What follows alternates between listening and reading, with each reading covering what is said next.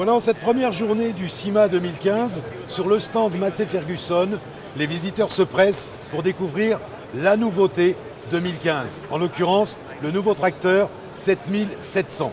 Celui-ci remplace le 7600 fabriqué à Beauvais et distribué dans le monde entier et peut-être l'un des fers de lance de la marque Massey Ferguson.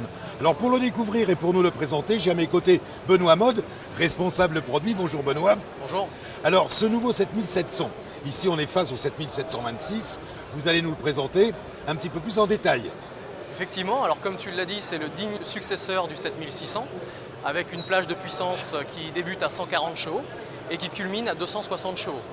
Disponible en 3 versions de cabine, efficient, exclusive et essentielle pour l'entrée de gamme. Alors déjà avec cette large gamme de puissance, ce tracteur va s'adresser donc à une large clientèle, quelles que soient leurs activités.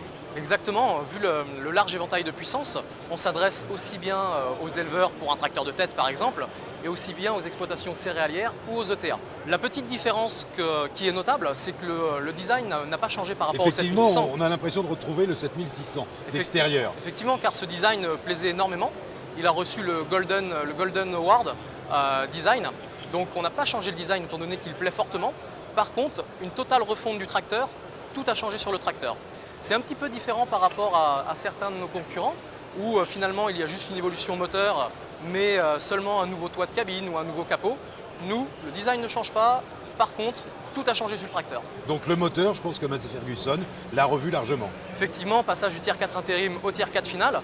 La grosse particularité de notre moteur, c'est qu'on n'a pas de turbo à géométrie variable, pas de banne EGR, pas de filtre à particules, donc une technologie tier 4 finale très simple, extrêmement simple, et ça nous permet d'avoir toute la puissance disponible en permanence. Alors justement, cette puissance, parlons-en, pour la passer au sol, aux roues, oui. Il faut toute une transmission adaptée.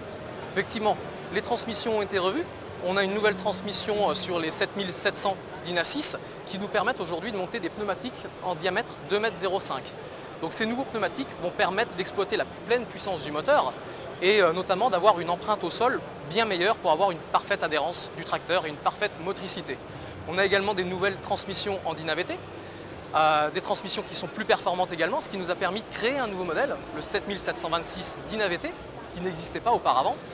Et ça nous a permis également d'avoir du boost sur tous les modèles. Donc le boost, c'est ce qu'on appelle l'EPM chez nous, 25 chevaux de surpuissance disponible, que l'on soit en transmission Dyna 4, Dyna 6 ou Dyna VT. Alors je sais que Massey Ferguson a également travaillé sur un point important qui est le confort, la maniabilité.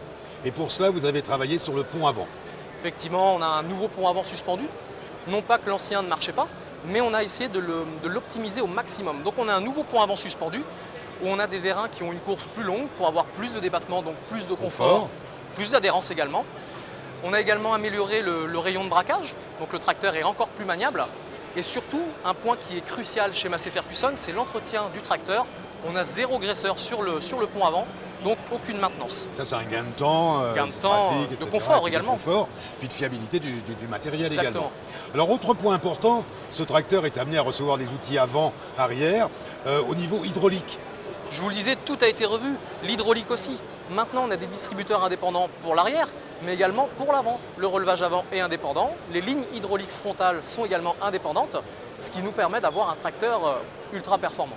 Voilà, quand tu nous disais que c'était le digne du successeur de la série 7600, je pense qu'avec toutes ces améliorations, même si le look n'a pas changé, je pense qu'il va correspondre encore plus à apporter de nombreuses solutions à tous les utilisateurs. Effectivement, par rapport au 7600, en passant de la masse frontale au tableau de bord, au pont arrière, une refonte complète pour avoir un produit qui soit le plus parfait possible et le plus performant possible pour nos agriculteurs.